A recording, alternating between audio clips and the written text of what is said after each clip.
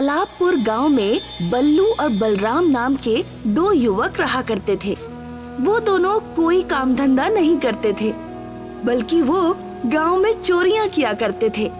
उनकी हरकतों की वजह से सारा गांव परेशान था। वो सुबह से लेकर शाम तक कल्लू चाय वाले की दुकान पर बैठा करते और किसी न किसी के घर पर चोरी करने की योजना बनाते। बलराम और बल्लू कल्लू की दुकान पर बैठे हुए चाय पी रहे थे। क्यों भाई, ऐसी क्या आफत आ गई? अच्छा खासा तो गांव है हमारा। तू समझ नहीं रहा बल्लू, गांव के सभी लोग जान चुके हैं कि हम दोनों चोर हैं, इसीलिए कोई हम दोनों को सम्मान नहीं देता। अरे सम्मान का क्या अचार डालेंगे, हमें तो बस पैसे चाहिए। बेवकूफ कहीं के, मैं तुझे कुछ समझाने की कोशिश कर रहा हूँ, लेकिन तेरी खोपड़ी में मेरी बात फिट ही नहीं बैठ रही। बल्लू, गांव के सभी वासी अब हमसे बहुत चौकन्ने हो गए हैं। पिछले एक हफ्ते से हम जिस किसी के भी घर में चोरी करने के लिए घुसते हैं, उस घर का कोई ना कोई सदस्य हमारा स्वागत करने के लिए पहले से ही बैठा होता है। बात तो तुम्हारी बिल्कुल सही है बलराम, लेकिन हम जाएंगे कहाँ? हम दोनों के पास जो कुछ बचे कुचे पैसे थे वो तो समाप्त हो गए। तभी वहाँ पर गांव का मुखिया आकर कल्लू से बोला, अरे कल्लू भाई, कल मेरी बिटिया की शादी है, मैं तुम्हें न्योता देने आया हूँ। आखिरकार तुम हमें कई सालों से अपने हाथ की बनी हुई चाय पिला रहे हो।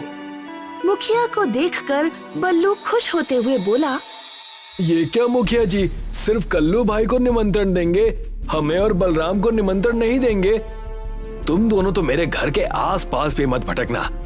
भला ये क्या बात हुई मुखिया जी, हम भी इसी गांव के वासी हैं। तुम दोनों इस गांव के वासी होने के नाम पर कलंक हो।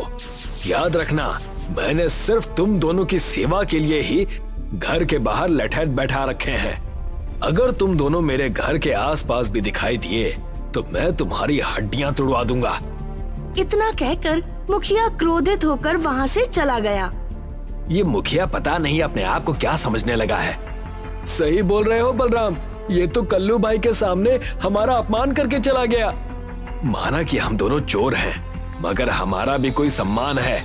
चोर होने के साथ साथ हम इस गांव के वासी भी हैं। अगर ये मुखिया हमें निमंत्रण दे देता तो भला इसका क्या बिगड़ जाता? कोई बात नहीं बलराम, आज रात हम दोनों इस मुखिया के घर पर ही चोरी करेंगे और इसके उन लठेतों को भी देख लेंगे जो इसने हमारी सेवा के लिए बैठा रखे हैं। रात के वक्त बल्लू और बलराम मुखिया के घर के पास पहुंचकर चौकन्नी नजरों से इधर उधर देखने लगे। मुखिया ने अपने घर के बाहर कुछ आदमी बैठा रखे थे जिनके पास लाठियां मौजूद थीं, मगर बल्लू और बलराम छत पर चढ़ने में माहिर थे। कुछ ही पलों में वो दोनों मुखिया के घर की छत पर चढ़ गए।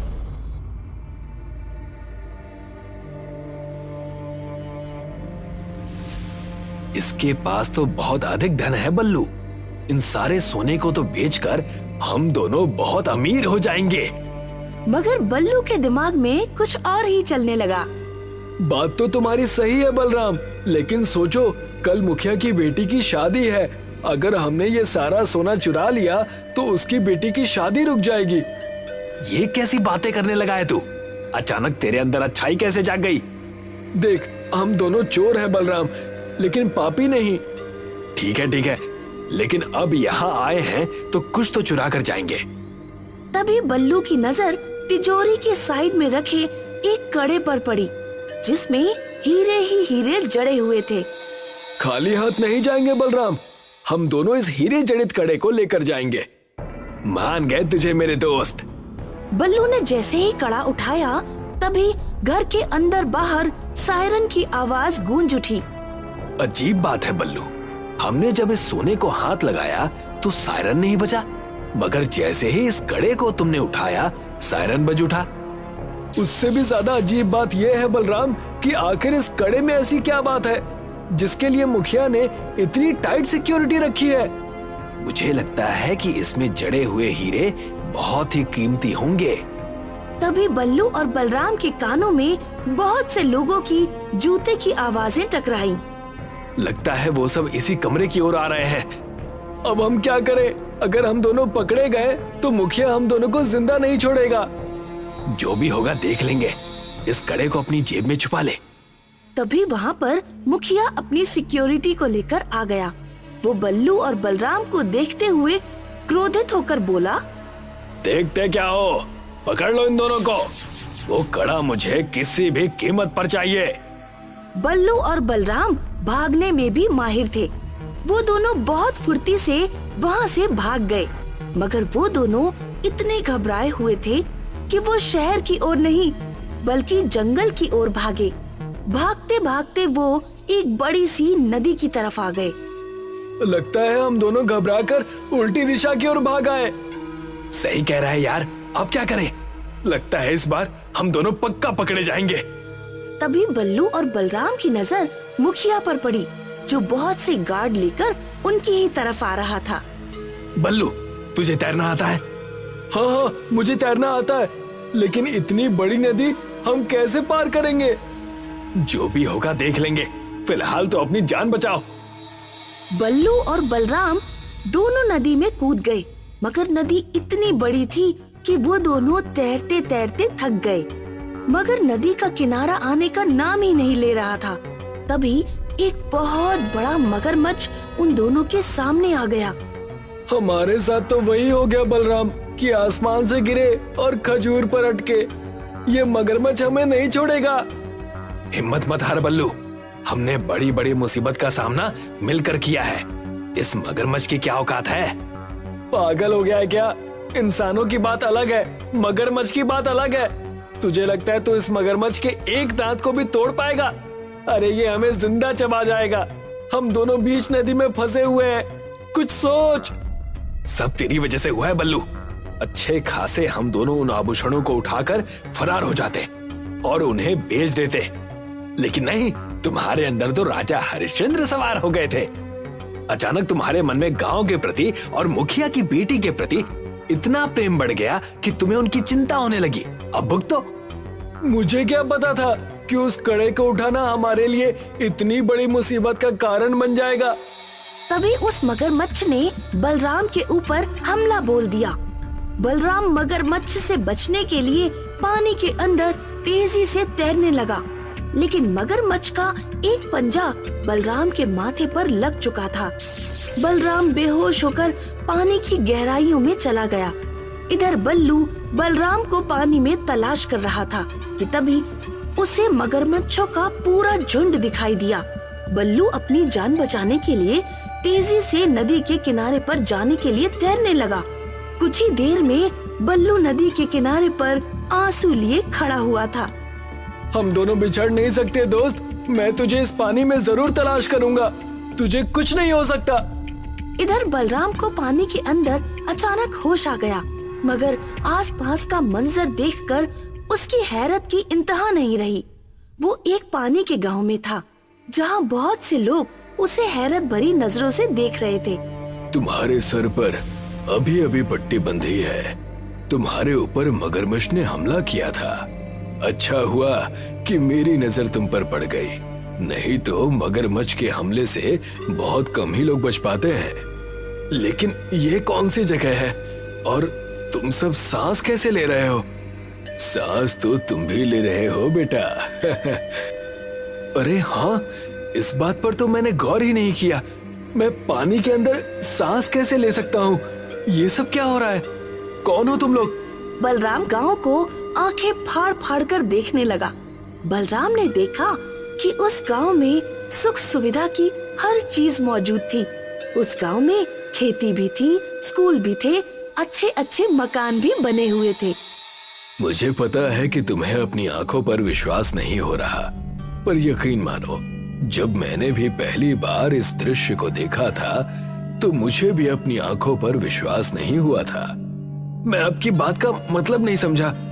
अगर तुम्हें मेरी बात का मतलब समझना है तो तुम्हें मेरे साथ चलना होगा इस गांव के मुखिया के घर पर। बलराम उस बूढ़े के साथ उस पानी के गांव में मुखिया के घर के अंदर चला गया। बलराम ने देखा कि मुखिया की बहुत बड़ी हवेली बनी हुई थी और मुखिया एक कुर्सी पर चिंतित अवस्था में बैठा हुआ था। अरे, तुम तो पृथ्वी के वासी लगते हो। आपने बिल्कुल सही कहा। किसी जमाने में हम भी पृथ्वी पर ही रहा करते थे, लेकिन भाग्य को कुछ और ही मंजूर था। यही बात तो मेरी समझ में नहीं आ रही मुखिया जी कि ये सब कुछ कैसे संभव हो सकता है। पानी में इंसान कुछ मिनट से ज्यादा सांस नहीं ले सकता, लेकिन आप सब तो यहाँ पर ऐसे रह रहे हैं जैसे कि आपको पानी से कोई फर्क ही नहीं पड़ता, और मैं भी यहाँ पर सांस ले पा रहा हूँ। कृपया करके इस रहस्य से पर्दा हटाइए। दरअसल तुम जितने भी लोगों को देख रहे हो वो सब किसी जमाने में जिंदा थे। इनमें से अब कोई भी जिंदा नहीं है, हम सब शापित हैं। मुखिया की बात सुनकर बलराम फटी फटी आंखों से मुखिया को देखते हुए बोला, तो क्या मैं भी शापित हो गया हूँ? नहीं, तुम शापित नहीं हुए। तुम तो जरूर बहुत ही दयालु भाव के व्यक्ति हो, वरना तुम इस शापित गांव में नहीं आ पाते। इस गांव को सिर्फ वही देख सकता है जिसका मन इस पानी की तरह साफ हो। शायद आपको किसी ने गलत जानकारी दी है मुखिया जी, मैं तो एक चोर हूँ। चोरी तुम शायद मजबूरी में करते होगे, पर तुम्हारा मन अभी भी साफ है। हम सारे गांव वासी पिछले 50 सालों से उस व्यक्ति का इंतजार कर रहे हैं जो हमें इस शाप से मुक्ति दिला सके, मगर इन 50 सालों में बहुत से लोग आए और हमें शाप से मुक्त करने की बात बोलकर वापस चले गए और दोबारा कभी लौट कर नहीं आए। बलराम को उस मुखिया पर और गांव वालों पर बहुत ज्यादा तरस आया। मुझे बताइए मुखिया जी, आप सबको इस शाप से मुक्ति कैसे मिलेगी? मैं आप सबका साथ देने के लिए तैयार हूँ।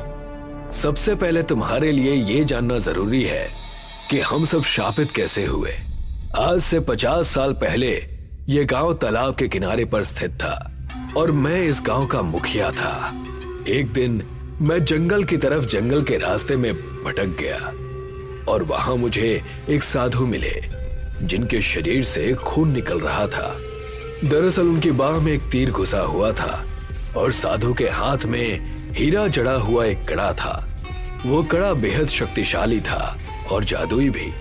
उस समय साधु अपनी अंतिम सांसें गिन रहा था। उस साधु ने वो कड़ा मुझे दे दिया और साथ ही साथ मुझे निर्देश भी दिया कि ये कड़ा जिस किसी भी व्यक्ति के पास रहेगा उस व्यक्ति के पास धन की कोई कमी नहीं होगी। मगर याद रखना, अगर किसी गलत मनुष्य ने तुमसे ये कड़ा चुरा लिया तो तुम और तुम्हारा गांव शापित हो जाएगा और तुम्हारा पूरा गांव तालाब में डूबकर मर जाएगा। लेकिन तुम सब मर के भी मरोगे नहीं और पानी के अंदर ही जीवित रहोगे और तालाब के पानी से बाहर कभी नहीं जा पाओगे। मुखिया की बात सुनकर बलराम गहरी सोच में पड़ गया।